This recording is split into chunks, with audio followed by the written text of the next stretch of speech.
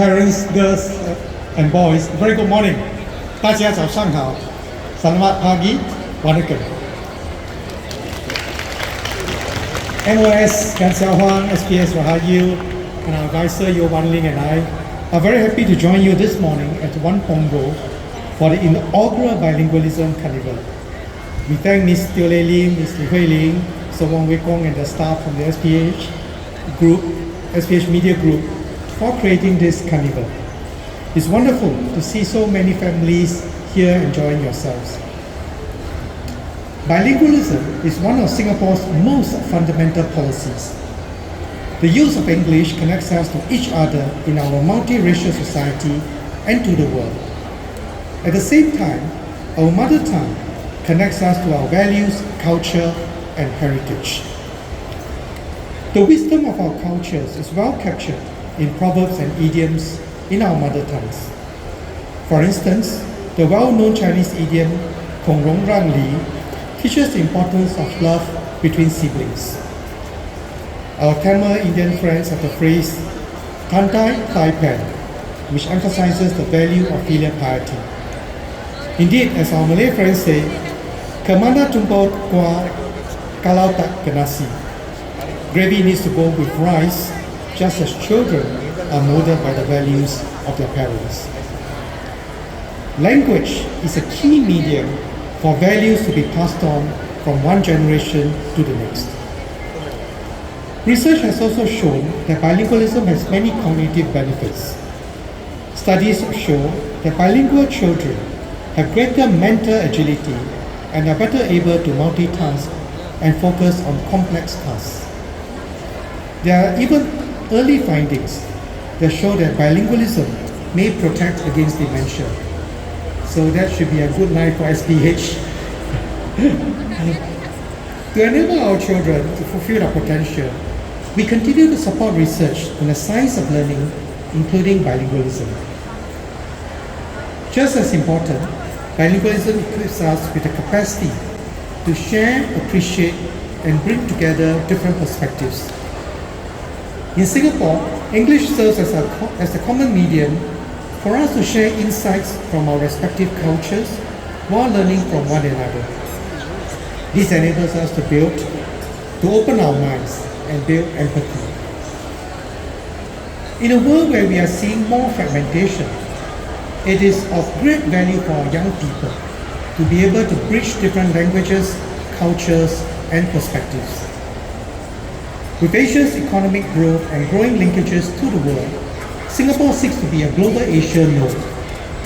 Bilingualism will give our people a competitive advantage and open up exciting new opportunities. But learning two languages is not easy, especially with language habits in our society evolving. Almost half of residents here now speak English most frequently at home, compared to 1/3 in 2010. When I was Education Minister more than a decade ago, I received a call from the late Mr. Kuan Yew. Mr. Lee said that the latest research showed that starting at a younger age was helpful for building bilingualism. Now at that time he was 88 and he is a perfect model of lifelong learning. He decided to start a new fund for bilingualism to strengthen our efforts on this. I joined him at several fundraising events.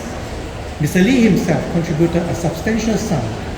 I then chaired the fund as Education Minister. The fund has since supported numerous initiatives to support young learners and families, including print, digital resources, as well as events such as performances and talks. Mr. Lee never stopped thinking about how to help our students become bilingually proficient. He called this his lifelong challenge and wrote a whole book on this. Indeed, all of us must continue to challenge ourselves to help our young to reap the benefits of bilingualism, to make bilingualism a part of our lives, and to bring it to life. For our children to develop a love for their mother tongues, they must use it in a natural, engaging, and fun setting. This is why we have been continually exploring new approaches in our schools starting in the early years. Preschools play a critical role. MOE kindergartens offer all three official mother tongues, and anchor operators have also been increasing the number of preschools offering Malay and Tamil. I'm glad to see many preschoolers here today, including babies in the mother's arms. We look forward to their performances later. Beyond preschools, we are making mother tongue lessons in primary and secondary schools more relatable by tapping on cultural and contemporary elements and using IT to make lessons more interactive. Like any subject, aptitude for languages can differ, so we need to vary our approach to suit the learner. This is a student-centric approach that MOE has been taking. For those who are strong in languages, the language elective program enables them to go deeper. For those who need more support, the Mother Tongue Support Program, which is available from P1 to P3, can help them build up their foundations. From my time as Education Minister, I was always impressed by the dedication of our teachers in cultivating the love of the languages in our students. So a big thank you to all our teachers. Learning languages also go beyond the classroom. Parents in particular play a key role.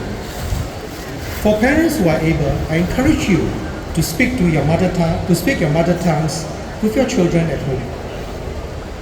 There's now a rich pool of helpful materials available, such as Xiao Xiao Muzi, Cilik Cerdik, Bala Murasu. These are provided free to more than 30,000 preschoolers each year. I should share that when I was young, I developed an interest in Mandarin because of the many good children's publications and had to eat less in order to save the little pocket money I had to buy this. So to all our parents, please make full use of these free resources. So I especially thank our SPH team of editors and journalists who are putting so much effort to produce these materials. So I encourage parents to make full use of them to help our children learn their mother tongues. The Bilingualism Carnival is another great example of how we can bring our languages to life for our young ones. There are many interesting activities today, including coding, exploring nature, arts and crafts, and learning about Singapore's culture. I encourage everyone to participate fully and have fun. And I also look forward to the performance of the picture story, What's Inside the Red Box.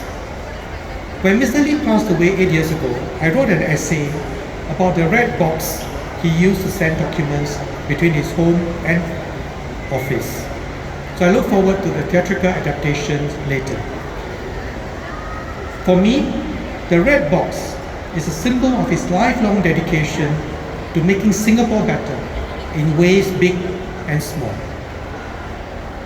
Bilingualism was not only Mr. Lee's lifelong challenge, but one of the key policies that has made Singapore what it is today. So on the 100th anniversary of Mr. Lee's birth, I am glad that we are continuing to take up this challenge to make further progress. This is an important way for us to remember Mr. Lee. So our special thanks to SPH Media for working with the Kuan Yew Fund for Bilingualism in putting this carnival together and bringing this into the community. As Lei said earlier, it is critical to engage readers from a young age. I'm glad to hear that SPH is constantly thinking of innovative ways to do so, including the use of technology and social media. I wish I had all that when I was younger. But so for all our parents here, so please make full use of all these resources. And I applaud SPH and your team for this determination. So in closing, I hope that today's carnival will spark the joy of learning and using our mother tongues, especially amongst our families and children. I wish everyone an enjoyable time. Thank you. 谢谢. Terima kasih. Nandri. 谢副总理，请副总理留步。 We would now like to invite Ms. Teo back on stage for the launch ceremony.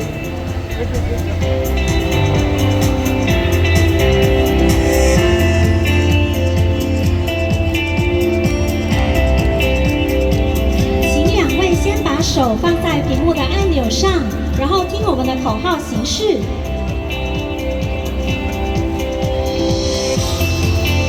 请两位先把手放在屏幕的按钮上，然后听我们的口号形式。Right. 3, 2, 1. Press.